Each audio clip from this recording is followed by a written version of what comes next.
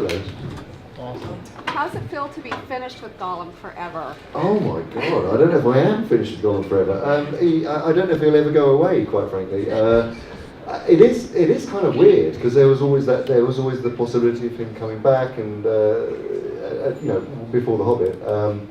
But I think I'm happy to have left him in a good place, which is buried underneath the Misty Mountains. I know you've been assisting Peter Jackson's on the directing part. Do you think you are ready to make the next move and become a director for you? Yeah, absolutely. I mean, I was very fortunate. Peter knew that I wanted to direct for a long time and gave me some great opportunities. And I was the second unit director on The Hobbit, and we shot for 200 days, which is an enormous amount of shooting days. When you think that the average independent filmmaker would get to shoot their first movie and shoot maybe for 35 days, I think I probably shot the equivalent of 5 or 6 independent movies in that time. So it was a real challenge on a huge scale. So I actually feel ready to take on anything, and in fact, as you may well know, I'm going to be helming Warner Brothers' version of Jungle Book. Mm-hmm. So so I'm really excited about that.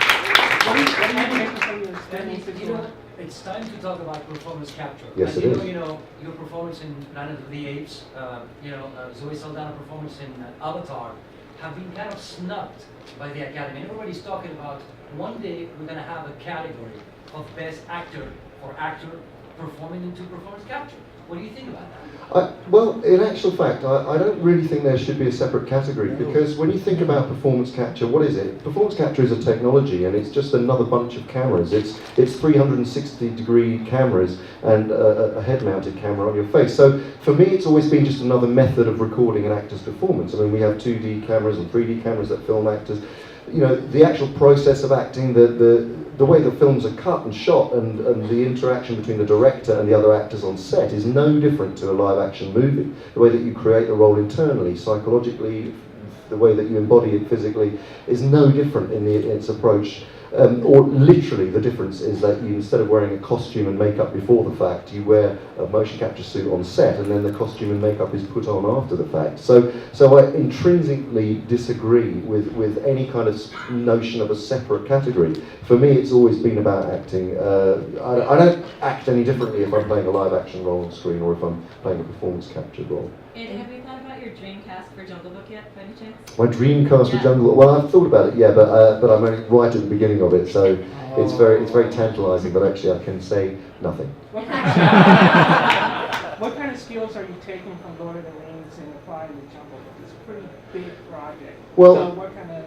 Yeah, I mean, I don't know how much aware you are of what I've been up to for the last couple of years, but I have a performance capture studio in London called the Imaginarium, which I have with my producing partner Jonathan Cavendish, and we set that up as for me to push and develop the art craft of performance capture further. It's a kind of creative lab set up specifically for the invention of digital characters, and having a sandbox or a laboratory where you can have a director and actors and writers come together to invent characters for movies, which are our own movies that we're making, and also for servicing other people's films and video games and television programs. So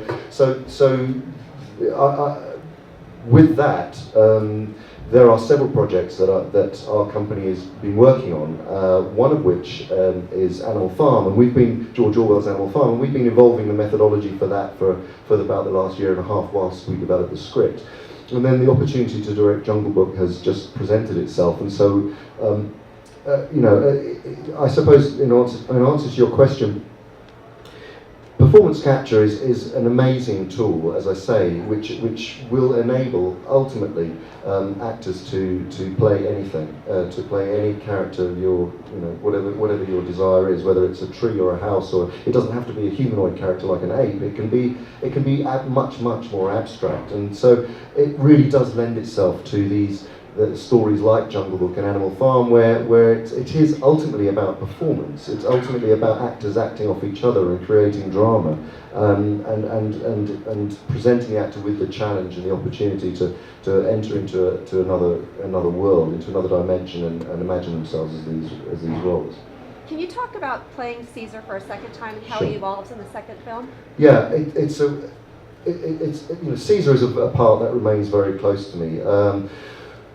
In the first movie, we saw Caesar grow from an infant who had grown up with human beings and was fathered by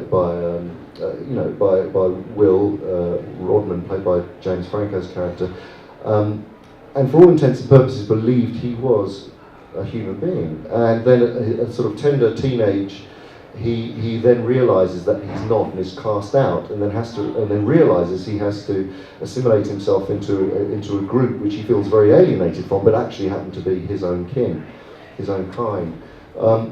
And then the third act in the first movie is obviously him galvanizing those apes and leading them to freedom. In the second movie, which is brilliantly directed by Matt Reeves, it's a huge epic canvas, and we move forward 10 years. And Caesar is now a leader. He is a statesman. He has created a community out of, which is, whilst humanity has been on the slide, and if you may remember at the end of the last film, there was a virus that was pretty much wiping out humanity. They are in a very bad state. They're desperately clawing to try and survive. And for all intents and purposes, the apes believe that they have diminished and have gone away. And what Caesar has done is he created this society which has brought together chimpanzees and orangs and gorillas and tried to carry with him, I suppose, the very best things that he learned from humanity, while at the same time celebrating what his culture, what his tribe is all about, the apeness of learning to be his own ape. He's also a father. He has a wife, and he's a ruler, an egalitarian ruler who is very empathetic and I think that comes from his experiences with human beings. And particularly the role model that he had from Will, James Franco's character.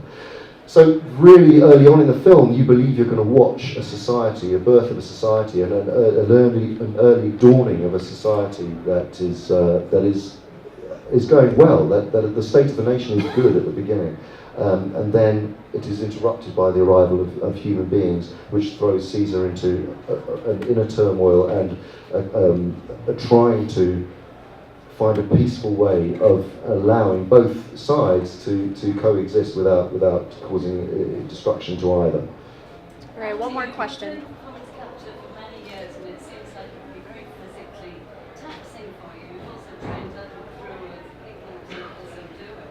Do you envisage a future quite soon when you stop? I'd like to think not.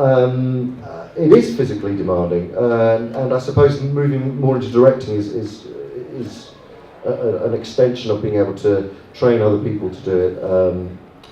But actually, I don't intend to stop acting. That won't ever go away. It's very much part of my fabric and storytelling toolkit.